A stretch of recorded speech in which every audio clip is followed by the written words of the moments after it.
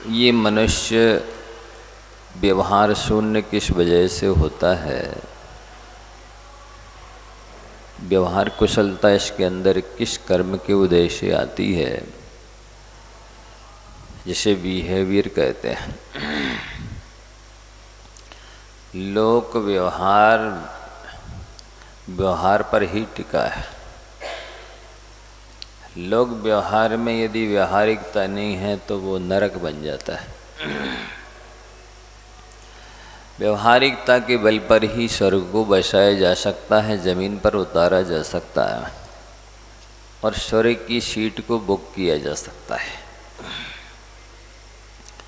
व्यवहार कुशलता की कमी बहुत बड़ी कमी मानी जाती है। ये मनुष्य पर्याय की समझ लीजिए कि प्रथम सीढ़ी है। लोग व्यवहार को बखूबी निभाना भी बहुत महत्व रखता है, क्योंकि व्यवहार से ही ये संसार के प्राणी शत्रु बनते हैं और व्यवहार से ही मित्र बनते हैं। वस्तुतः ये नियम है, ये सच्चाई है, ये वास्तविकता है। किसी को कोई भी प्रिय नहीं है, किसी को किसी से कुछ मतलब नहीं है, लेना देना नहीं है।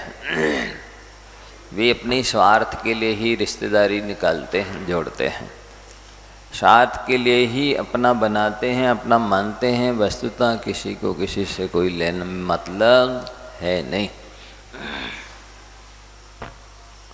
सारा संसार स्वार्थ पर टिका है। सब अपने लिए रोते हैं, पराए दूसरे के लिए कौन आंसू बहाता है। आप देखेंगे जब किसी का किसी से वियोग होता है, जब कोई व्यक्ति मर जाता है तो लोग किस तरह से रोते हैं, देखना जरा। अरे वो हमारा पूरा ख्याल रखते थे, हमारे भोजन का ध्यान रखते थे, हमारे लिए जब कहीं कभी बाहर जाते थे कपड़े लाते थे, कभी भी बिना कोई कपड़े आभूषण लिए नहीं आते थे, लेकर के ही आते थे, खाली हाथ नहीं आते थे। फल लाते थे, सब्जी लाते थे, कितनी सेवा करते थे, हमारा इतना ध्यान रखते थे। इस टाइप से रोते हैं लोग, हैं? अब कौन हमारा ख्याल रखेगा, कौन वस्त्र लाएगा, कौन आभूषण लाएगा, कौन सब्जी फल लाएगा, कौन भोजन के लिए ख्याल रखेगा, कौन इतनी चिंता करेगा? इसलिए रो रहे। और नहीं, यदि स्वार्थ सिद्ध नहीं होता है तो वे सब कहते हैं, मान लो प्रतिकूल है, बीमार है, तो यही कहेंगे ना वे अच्छे ही होए न कछु होए। कछुए का क्या मतलब? ना अच्छे ही होए न मरे। अब मरे ऐसा कह नहीं सकते डायरेक्ट में, तो ऐसा तो कह ही देते हैं ना अच्छे ही होए न कछु होए। तो व्यवहार कुशलता बहुत महत्व रखती है वह जीवन में। जो जितने व्यवहारिक होते हैं वे लोग व्यवहार में उतने सफल होते हैं, सक्सेसफुल होते हैं, लोकप्रिय होते हैं। सब लोग दुआएं देते हैं, सद्भावनाएं, शुभकामनाएं प्रेषित करते हैं कि नहीं वो स्वस्थ रहें, दीर्घजीवी रहें, सकुशल रहें, अनेकों का ख्याल रखते हैं, उनके द्वारा अनेकों का भला होता है, उपकार होता है, कल्याण होता है, इसलिए वे सकुशल रहें। यदि उनके द्वारा अनेकों का भला नहीं हो रहा है, उपकार नहीं हो रहा है, उन्नति नहीं हो रही है, सहयोग नहीं मिल रहा है, तो फिर क्या लेना देना है? ये चीज उपकार और अपकार को पशु भी समझता है। आप देखो, कुत्ते को लाठी मारोगे फिर कैसी दृष्टि से देखता है? और रोटी डालो फिर देखो कैसी दृष्टि से देखता है। और आप ना लाठी मारो ना रोटी डालो और सामान्य से आप बिल्कुल तटस्थ मध्यस्थ होकर निकल जाओ, उससे न शत्रुता रखो न मित्रता रखो, फिर आप भी देखो ऐसा वो भी गया एक स्वभावी सा बना रहता है बिल्कुल तटस्थ मध्यस्थ, उसको भी कोई राग द्वेष नहीं रहा आपसे। तो आप जैसा करो वैसा सामने वाला करता है। आप राग करो तो सामने वाला राग करेगा, आप द्वेष करो तो सामने वाला द्वेष करेगा, आप सहयोग करो तो सामने वाला सहयोग करेगा, आप असहयोग करो तो सामने वाला असहयोग करेगा, आप घृणा करो तो सामने वाला घृणा करेगा, आप बदला लो तो सामने वाला बदला लेगा। बिल्कुल लोक व्यवहार तो उस प्रतिध्वनि के समान सुन लीजिए आप कि नदी के इस किनारे से आप जैसी आवाज़ निकालेंगे टकरा करके वैसे ही प्रतिध्वनि आपके कानों में दोबारा सुनने को मिल जाएगी। पक्का है। हाँ, कम ज़्यादा हो सकती ये बात अलग है कि आपने किसी का कम उपकार किया, उसने कई गुना आपका ज़्यादा कर दिया, आपने उसका ज़्यादा किया और वो कम कर पाया, कम किया अज्ञान प्रमाद से, ये हो सकता है। लेकिन लौट करके तो वही आना है। सही पक्की बात है। आप देखो जमीन में चना बो तो चना ही लौट के आएगा, गेहूं बो तो गेहूं लौट के आएगा, धान बो तो धान लौट के आएगी, ऐसा होता ही है। इसलिए आप कहते भी हैं पेड़ बबूल लगा के भैया आम कहाँ से पाओ। बबूल का पेड़ लगाओगे तो कांटे कांटे आपको ही मिलने वाले हैं आगे चल करके। मतलब ये है कि आप कांटे बिछाओगे तो आपको कांटे बिछे मिलना है। आपको अभी आपको भी तो यात्रा सफ़र करना बाकी है, आपको भी तो यात्रा करनी है। तो आपके रास्ते में वही मिलेगा जो आप यहाँ बिछा रहे हैं दूसरों के लिए। फूल बिछा रहे हैं तो आप जहाँ यात्रा करोगे आपके रास्ते में फूल बिछे मिलेंगे। कांटे बिछा रहे हो तो आपको यात्रा में कांटे, लोहे के कांटे गड़े मिलेंगे। पक्का है। आप खुशियाँ बांट रहे हो तो बदले में आपको खुशियाँ ही खुशियाँ मिलेंगी। नफरत बांट रहे हो तो बदले में नफरत ही नफरत मिलने वाली है। आप सामने वाले को अनुकूलता प्रदान कर रहे हो, आपको अनुकूलता ही अनुकूलता मिलने वाली है। प्रतिकूलताएं सामने वाले को खड़ी कर रहे हो, आपके लिए भी पग पग पल पल प्रतिकूलताएं ही प्रतिकूलताएं मिलने वाली है। ये है। पता नहीं मनुष्य क्यों नहीं समझता इस बात को कि हम सामने वाले के साथ जो व्यवहार कर रहे हैं वो हमारे साथ भी अनंत गुना हो करके होना है आगे चल के। देख करके मुँह लटकाते हैं तो क्या आपको देखकर सामने वाला मुंह फुलाएगा, विकसित करेगा, हाँ स्माइल फेस देगा? नहीं, समझते ही नहीं कि आज जो हम कर रहे हैं वही हमको भी आगे होने वाला है। क्यों ना हम सुख सुविधाएं बांटें लोगों को, क्यों ना हम सामने वाले के लिए अनुकूल बने, निमित्त बने। और चलो ठीक है, ना बनो अनुकूल निमित्त, कम से कम प्रतिकूल निमित्त तो ना बनो, ये भी कम नहीं है। ना बनो किसी का सहारा, कोई गम नहीं है, पर किसी का सहारा ना छीनो, यह भी कम नहीं है। ना करो उपकार, किसी का कोई गम नहीं है, पर किसी का अपकार ना करो, यह भी कम नहीं है। तो ये लिख रहे हैं कि व्यवहार शून्य किस कर्म के उदय से होता है। देखो, इतना सामान्य ज्ञान तो हर व्यक्ति को चाहिए कि ये वो समझे कि सत्संगति में जाना चाहिए। तो अब सत्संगति में आएगा तो उसको विशेष ज्ञान मिलेगा। इतना सामान्य ज्ञान तो होना चाहिए कि सत्संगति अच्छी होती है, सत्संगति करे तो उसका फल मिलेगा उसे।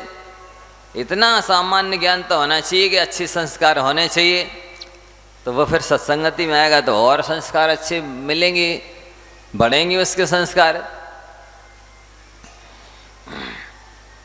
इतने ही ज्ञान नहीं है और मान लो समझता है भी कि नहीं नहीं सत्संगति अच्छी होती है, नहीं करे तो भी काम कैसे बने। तो ये लिख रहे हैं कि जो मनुष्य किसी व्यवहार चतुर मनुष्यों को देखकर व्यर्थ ही क्रोधित होता है, ऐसे मनुष्य 99% अभी भी मिल जाएंगे। कोई यदि किसी के साथ अच्छा व्यवहार कर रहा है तो तीसरे को वो सहन नहीं होगा। क्यों अच्छा व्यवहार कर रहे तुम उसके साथ, क्या लेना देना है, क्यों तुमने उसको उपकार किया है, क्यों दान दिया, क्यों उसकी सेवा कर रहे हो, क्यों उसकी, मतलब वो उसको ऐसे शब्द जोड़ देगा, यहाँ खुशामद करते रहते हो आप, क्या चमचागिरी करते रहते हो, क्या बिगाड़ डालते रहते हो, इस टाइप के शब्द बोल करके जो अच्छा काम कर रहा था उसको उससे पीछे कर दिया। तो ये अच्छी बात नहीं है। सामने वाला अच्छा कर रहा था तो आपका कर्तव्य था कि आप उसे प्रोत्साहित करते, प्रशंसा करते, धन्यवाद देते, पीठ थपथपाते, आप भी उससे सीख लेते ऐसा करना। ये तो नहीं हुआ। कसाय की तीव्रता की अपनी रखी और अज्ञान और अपना मने जब भी कभी ये विभाव आते हैं ना, जैसे आपको किसी से घृणा उत्पन्न हुई, अब वो घृणा आपकी सद्बुद्धि को दुर्बुद्धि में बदल देगी। एक नेगेटिव विचार आया, उसने दूसरे भी विचारों को नेगेटिव कर दिया। कहाँ तो शास्त्रों में लिखा है, कल पढ़ रहे थे रहनसार में, इतना अद्भुत लिखा कि समीचीन श्रद्धा के अभाव में, सम्यक दर्शन के अभाव में आप चाहे व्रत पालो, नियम संयम पालो, तप करो, स्वाध्याय करो, जो जो कर रहे हैं वो कह रहे हैं वो सब संसार का बीज है, संसार की वृद्धि के कारण है। और वे सारी चीज़ें समीचीन श्रद्धा न हो, सच्चा विश्वास हो, सम्यक दर्शन हो, तो वे सब चीज़ें संसार के घटाने में ही निमित्त बनती हैं। वही चीज़ें, अलग से नहीं है। व्रत नियम संयम वही है, लेकिन श्रद्धान के अभाव में भी संसार बढ़ाने वाले हैं, श्रद्धान के साथ में भी सारी चीज़ें संसार को घटाने वाली है। पढ़ करके लगता है देखो ये जो व्रत नियम संयम है वो भाव का बीज कह रहे हैं, संसार वृद्धि के कारण कह रहे हैं। आत्मानुशासन में भी लिखा कि समीचीन श्रद्धान के अभाव में रत्नात्र एक बड़ी शिला के समान है, भारी है, वजनदार है, और सम्यक दर्शन के साथ में वो हीरा मोती जवाहरात के समान है वही चीज़। जैसे माला वही है, यदि आपने देवता को चढ़ाई तो एक तरह से वह श्री जन्मर की आजकल जैसी चढ़ाए, चरणरज पूज्य हो गई। और वही माला आपने यदि अर्थी पर डाल दी, लो उठा के पहन लो गले में, हैं सूंघ लो, नहीं बेकार हो गई है वही चीज़।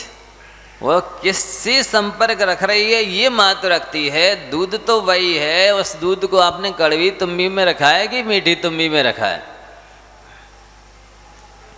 यदि कड़वी तुम्बी में रखा है तो भले वो गाय का हो, चाहे भैंस का हो, चाहे बकरी का, किसी का हो, अमृत जैसा क्यों ना, अब जहर बन गया, अब वो नुकसानदायक हो गया।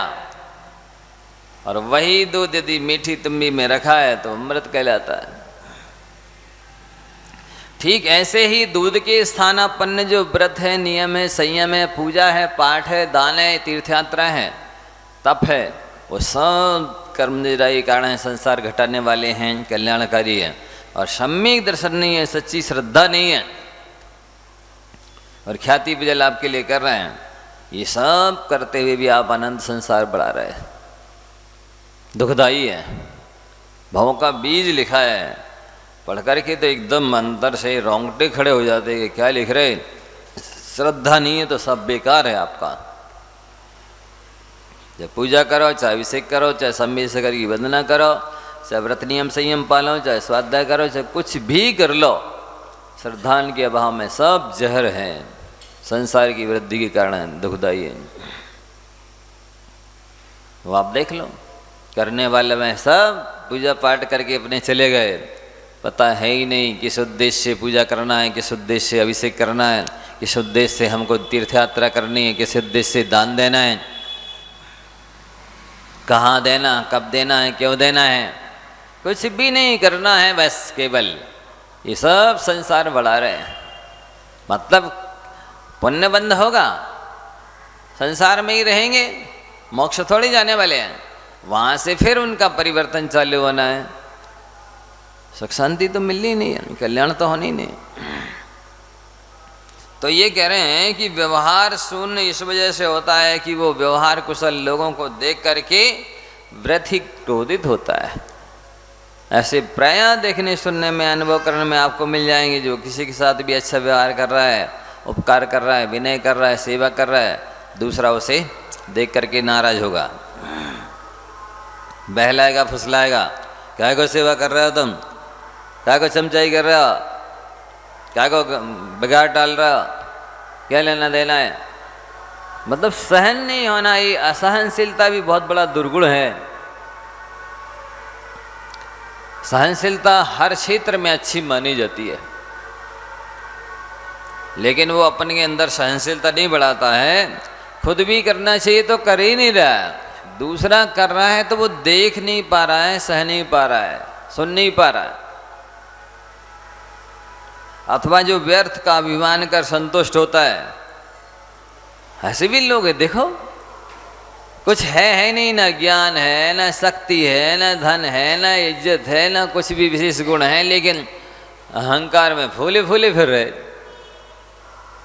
हमें से कोई है ही नहीं।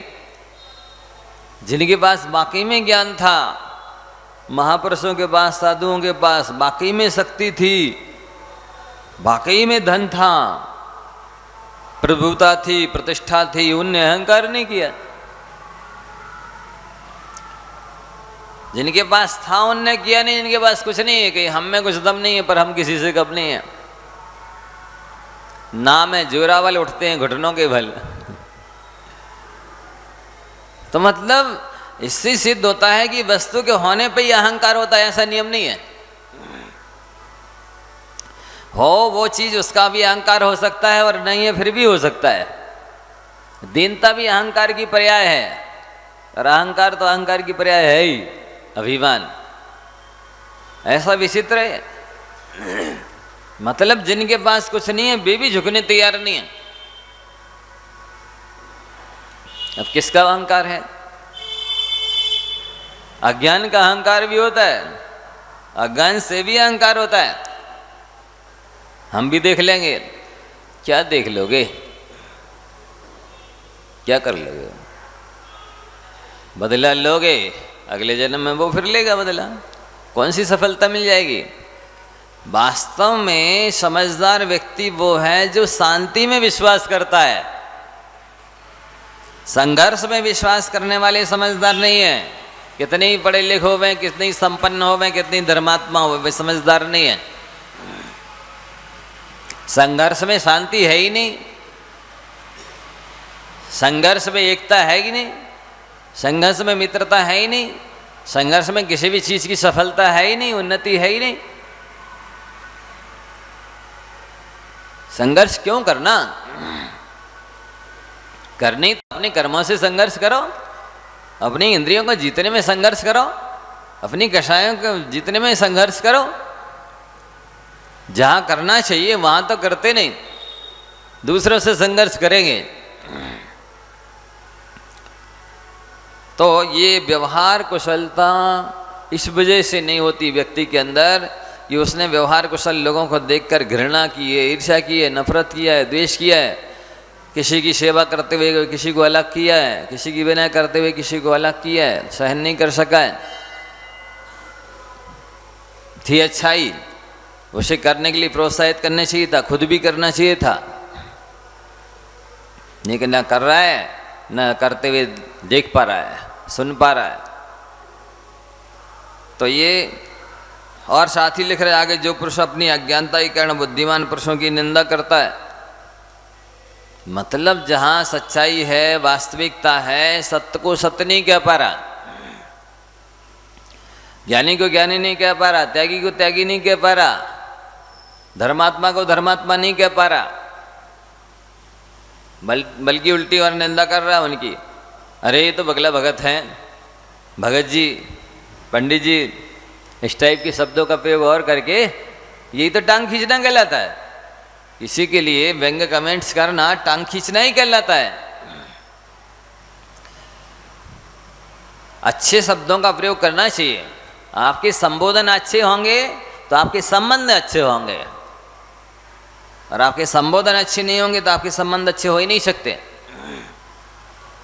आप किसी के साथ आप शब्दों का प्रयोग करें और खुद अपने लिए अच्छे शब्द चाहें, सम्मानजनक, सम्मान सूचक, ऐसा हो ही नहीं सकता। जो दोगे लौटकर वही आएगा। आप अपने से छोटे वाले को कह रहा है क्यों रे कहाँ जा रहा है, तो आपसे बड़ा आपसे भी कहेगा क्यों रे तू कहाँ जा रहा है। आप लगाओगे, आप जी लगाओगे, शरीर लगाओगे, आपके लिए भी सामने वाला आप या शरीर या जी लगाएगा। आज तो लोग महाराजों के साथ नहीं लगाते। कौन के आ रहा है योग सागर के, जैसे इनको मोड़ा हो है? ऐसे बोलना चाहिए। पूज्य योग सागर जी महाराज के हारवे, श्री योग सागर जी के हारवे, या योग सागर जी के हारवे, कुछ तो लगाओ, जी लगाओ के श्री लगाओ के पूज्य लगाओ। सीधा बच्चे जैसा नाम ले दिया, ये असभ्यता है, अभिनय, अज्ञान है। श्री जी आप लगाना ही चाहिए किसी भी के सामने नाम, सामान्य से नाम ले दिया नहीं, ये भाषा समिति नहीं है, ये हित में प्रिय वचन नहीं है। प्रिय वचन तो सुनने के साथ आनंद बरस जाए, अमृत का घूंट सब पी लिया हो ऐसा लगे, तब तो आपका बोलना और सामने वाले का सुनना सार्थक है। और यही आनंद नहीं आया तो बोलने वाले का भी समय व्यर्थ है, सुनने वाले का भी समय व्यर्थ है। दोनों की बुद्धिमानी नहीं है, इसमें सफलता नहीं है। तो ये लिख रहे हैं कि व्यक्ति इस जन्म में व्यवहारहीन क्यों हुआ, उसके अंदर व्यवहार कुशलता क्यों नहीं है। वो जहाँ जाता है वहाँ नरक का निर्माण हो जाता है, जहाँ जाता है वहाँ महाभारत हो जाता है, जहाँ जाता वहाँ अशांति हो जाती है, जहाँ जाता वहीं लड़ाई हो जाती है, जहाँ जाता वहीं बना काम बिगड़ जाता है, जहाँ जाता वहीं मित्र शत्रु रूप प्रणवन कर जाते हैं। आप लोग व्यवहार में जी रहे हैं, लोग व्यवहार का बहुत ज्यादा महत्व है। पग पग पल पल, हर पग सावधान रहें, किसको मुस्कान देना है, किससे बोलना है, किसको धन्यवाद देना है, किसको प्रोत्साहित करना है, किसको सहयोग करना है, जिसको पूछना है, किसको बताना है, ये सारी चीजें ध्यान रखकर चलना चाहिए। बहुत महत्व रखता है। एक दिन बताया था ना, या आपके जेब में लाखों रुपए हैं, उनकी कोई वैल्यू नहीं है। वे महत्वपूर्ण जब हैं जब उनको जेब से बाहर निकाला जाए। इसी तरह से आप अंदर में बहुत समझदार हैं, बहुत आत्मीयता रखते हैं, किसी के प्रति स्नेह रखते हैं, लेकिन जब तक शब्दों से अभिव्यक्त नहीं करेंगे तब तक सामने वाले को अवज्ञान थोड़ी है कि आप मेरे प्रति सम्मान रखते हैं, कृतज्ञता रखते हैं, बहुमान रखते हैं, विनय रखते हैं, आत्मीयता रखते हैं। बिना अभिव्यक्त किए नहीं समझ में आता है। तो वो रुपयों को, जेब के रुपयों को बाहर निकालने की तरह आपके हृदय के स्नेह को, विनय को, कृतज्ञता को, श्रद्धा भक्ति को बाहर शब्दों से निकालना, अभिव्यक्त करना जरूरी है। ये लोगों के अंदर बहुत कमी हो गई, इसलिए फिर गलत फहमी हो जाती है कि अरे तो हमसे बोलते ही नहीं है, देखते ही नहीं है, मुस्कुराते ही नहीं है, पूछते ही नहीं है कि हम कितनी तकलीफ में हैं, कितनी परेशानी में हैं, हमें किस चीज़ की ज़रूरत है। फिर वो अंदर ही अंदर द्वेष रूप उसकी भावना पनपती रहती है और वो बदले की भावना रखता जाता है। देखते हैं, हम भी देखते हैं, इनको अभी आने दो विपत्ति, इनको भी आने दो समस्या, जरूरत पड़ने दो इनको, इनने हमसे नहीं पूछा, हम भी देख लेंगे। क्योंकि संसारी प्राणी का ये नेचर है कि वो बदला लेता है। यद्यपि बदला लेना अनंतानुबंधी कसाय की पहचान है, मिथ्या दृष्टि की पहचान है, तीव्र कसाई की पहचान है जो बदला लेता है। और जो बदल देता है वो मंद कसाई है, स्वयं बदल जाता है, सामने वाले को बदल देता है, ये व्यवहार कुशल है, धर्मात्मा है। लेकिन हर व्यक्ति अंदर ही अंदर कषाय बैठाता रहता है गूंज बजाने के लिए कि मौका पड़ने तो हम भी देखते हैं, तुमने हमारे साथ ऐसा किया, हमको पूछा नहीं, हमसे बोला नहीं, हमें सहयोग नहीं दिया, हमें मुस्कान नहीं दी, हमारी तरफ देखा नहीं। देखते भले उससे बदले की भावना से, प्रतिशोध की भावना से उसका संसार अनंत बढ़ जाएगा, वो अनंत गुणी कष्टों में पड़ेगा, उसका मिथ्यात्व पुष्ट होगा, उसकी अनंतानुबंधी कषाय पुष्ट होगी, लेकिन वो इस सब बातों का विचार कौन करता है? वो कसाय भजाता है। ये नियम है, कसाय से कसाय टकराती है। कैसे टकराती है? देखिए दृष्टांत के रूप में, जैसे आप जा रहे हैं, अब आप मुस्कुराइए, सामने वाला आ रहा है, उधर से क्या रिफ्लेक्स होगा? बोलो। आपने इधर से मुस्कुराया तो वो मुंह लटकाएगा कि वो भी मुस्कुराएगा? ये हास्य कसाय से हास्य कसाय टकराई, कसाय से कसाय टकराती है, क्रोध से क्रोध टकराता है। आप आंखें दिखाइए किसी को, तुरंत किसी न किसी रूप से वहां पर भी क्रोध के रूप में ही प्रतिक्रिया होगी। भले तत्काल में बदला ना ले पाए, आपको मार ना पाए, आप बड़े हैं, शक्तिशाली हैं, या उसकी मजबूरी है, उसको स्वार्थ सिद्ध करना है, इसलिए वो बदला ना ले, ज़्यादा ना दिखा पाए, लेकिन किसी ना किसी रूप में वो क्रोध के रूप में ही, क्रोध तो क्रोध रूप से ही टकराएगा। अहंकार अहंकार के रूप में टकराता है। सामने वाला आ रहा है, आप जरा थोड़ा सा ऐसा खिसखिचाइए, फिर देखिए उसकी साथ छाती भी कैसी चौड़ी हो जाती है। हम भी कम है क्या? ये अहंकार से अहंकार टकराया। आप इसी तरह से किसी के साथ में थोड़ा सा मैसरी कर दीजिए, आप समझ रहे हैं, सामने वाले ने नहीं देख पाया, सामने वाला नहीं समझ पाया कि मैं उसके साथ कैसा व्यवहार ऊपर से कर रहा हूं और कैसी भावना अंदर से रख रहा हूं। लेकिन भावना का भी संप्रेषण होता है, भावों का संप्रेषण होता है। आप जैसे भाव रखते हैं ठीक वैसे ही भाव उसके अंदर उत्पन्न होते हैं। आपने मैसरी कर दी उसके साथ, बस अब वो भी वैसे ही करेगा। प्रतिक्रिया तो जो भी कसाय आप करेंगे उसी के रूप में रिपीट होगी वह। जैसे आपने लोभ किया, किसी के यहाँ कोई अनुष्ठान था, आपने 5 रुपये की कोई चीज़ गिफ्ट ली, अब वो उसको रख लेगा, इनके यहाँ भी होने दो फंक्शन, ये चीज़ इन्हीं को लौटाई जाएगी। ये लोभ से लोभ टकराया, ये नियम है। कसाय से कसाय टकराती। आप जो कसाय अभिव्यक्त करेंगे प्रयुक्त होगी आपके यहाँ से, वही वहां से प्रयुक्त होगी। ऐसा संसारी प्राणियों का नेचर है। ये तो हो सकता है कि जैसे आपने किसी के साथ 100 उपकार किए और एक उपकार कर दोगे वे तो 100 उपकारों पर पानी तो फेर सकता है, भूल जाएगा। इस एक अफकार को याद रखेगा। ऐसी दुष्ट प्रवृत्ति है संसारी प्राणी की, उसमें हम भी गर्वित हैं। नहीं, आपका महाराज जी क्या क्या बोलते रहते माइक पे। नहीं, ऐसा नेचर है प्राणी का कि वो अच्छाई को ध्यान कम रखता है, बुराई को ध्यान ज्यादा रखता है। गुणों पर दृष्टि कम देता है, दोषों पर दृष्टि ज्यादा देखता है। उपकार कम करता है, उपकार ज्यादा लेना चाहता है। ऐसा इसका नेचर है। ये भला कम करता है, बुरा ज्यादा करता है। दूसरों को सुख कम पहुंचाता है, दूसरों से सुख ज्यादा प्राप्त करना चाहता है। ऐसा इसके नेचर में। इसलिए आप पूरा भरपूर उसे कर दीजिए अच्छे से सुखी। क्यों कर दे? जब वो नहीं करना चाहता तो आचार्य कहते हैं मारना है घर किसी को मार दो एहसान से। क्या मिलेगा? घर किसी को मार दोगे जान से। जान से मारा गया वापिस कभी आता नहीं, और एहसान का मारा गया फिर सिर उठा सकता नहीं। आप डंडे की मार मारेंगे, कल वो तलवार से मार मारेगा। इसलिए एहसान की मार मार दो ना कि कभी सिर उठा ही ना पाए। जब भी आपके सामने आएगा तो अपने आप गर्दन झुक जाएगी, हाथ जुड़ जाएंगे। नहीं, ये मेरे उपकारी है, ये मेरे हितैषी है, ये मेरे शुभचिंतक हैं, मेरे कल्याण करता है, ये मेरे गार्जियन है, ये मेरे संरक्षक हैं, मेरा बहुत ध्यान रखते हैं, अपने आप झुक जाएगा, अपना बन जाएगा। ये टेक्निक है संसारी प्राणियों के साथ ऐसा करने का। देखो, आपको सब लोग कब तक चाहेंगे? सल्लो,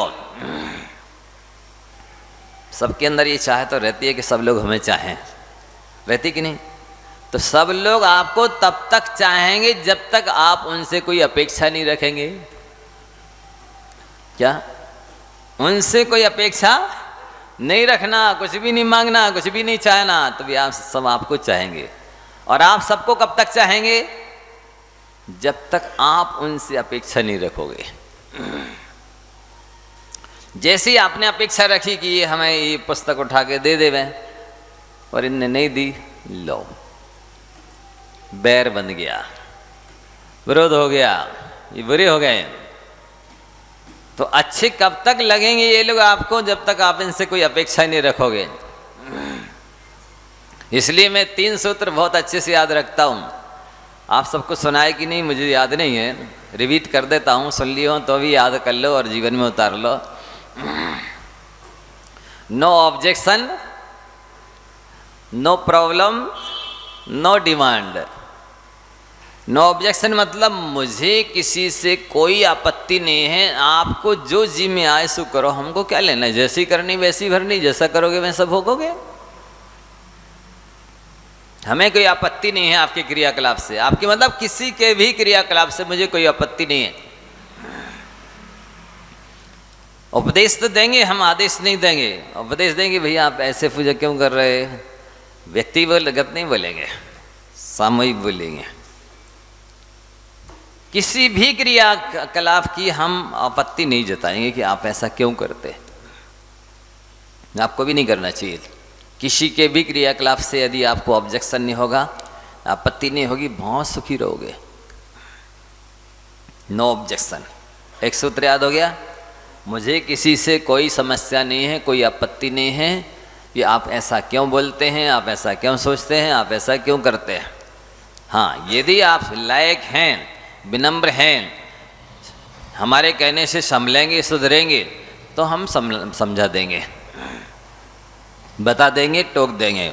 जैसे ही नेचर देख लिया कि नहीं, आपको एक बार बोल के देखा था हमने, आपने उसकी कोई वैल्यू नहीं की थी, अब नहीं बोलेंगे दोबारा। अब आपसे इस विषय में सावधान रहेंगे।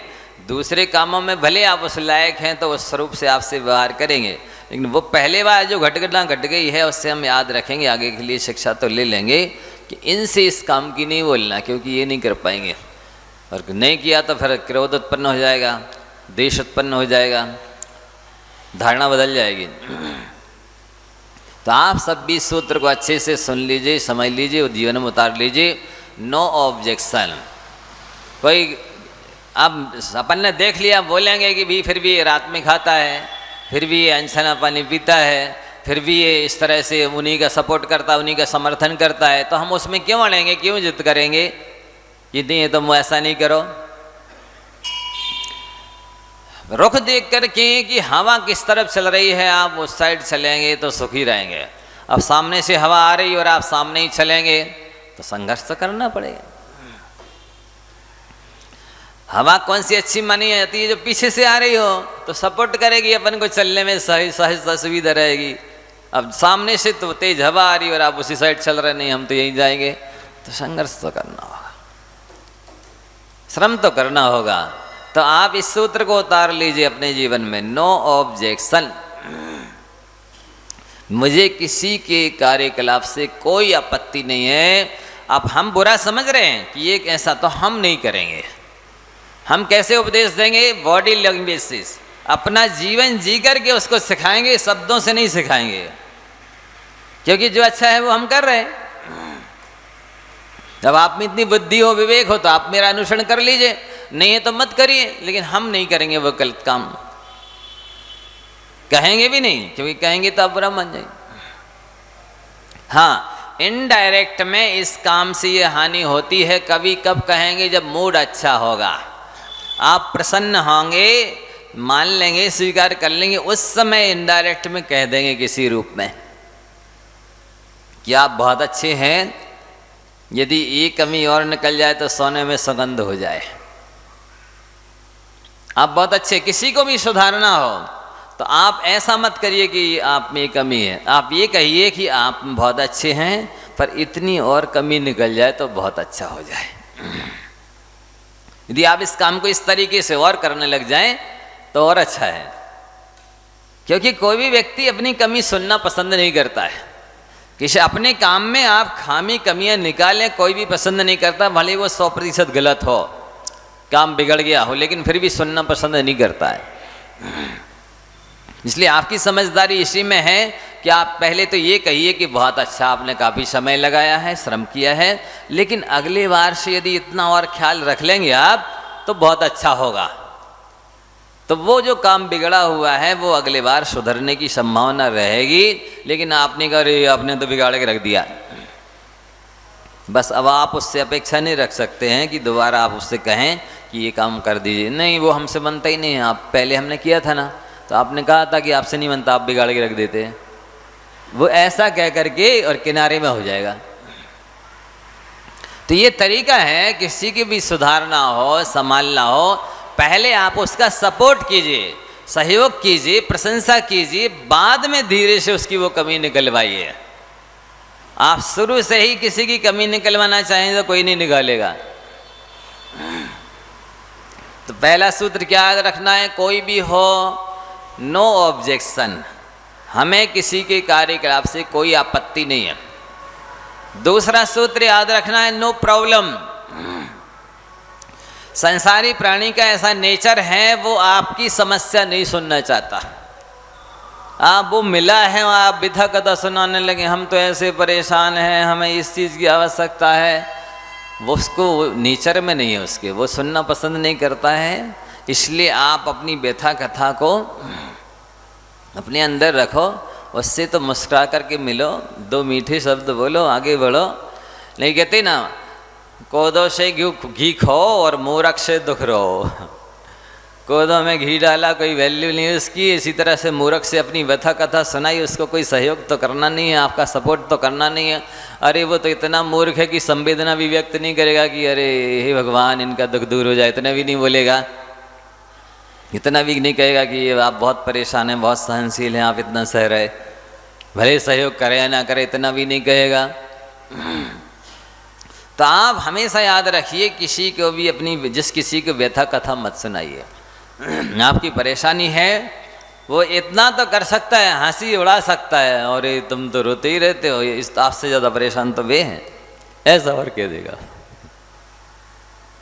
तब आप पर क्या बीत जाएगी, आप पर और डबल विपत्ति आ जाएगी। इसलिए जिस किसी नो ऑब्जेक्शन नो प्रॉब्लम। दूसरा सूत्र है मुझे किसी से कोई समस्या नहीं, मैं किसी से परेशान नहीं हूँ, मुझे कोई भी तकलीफ नहीं है।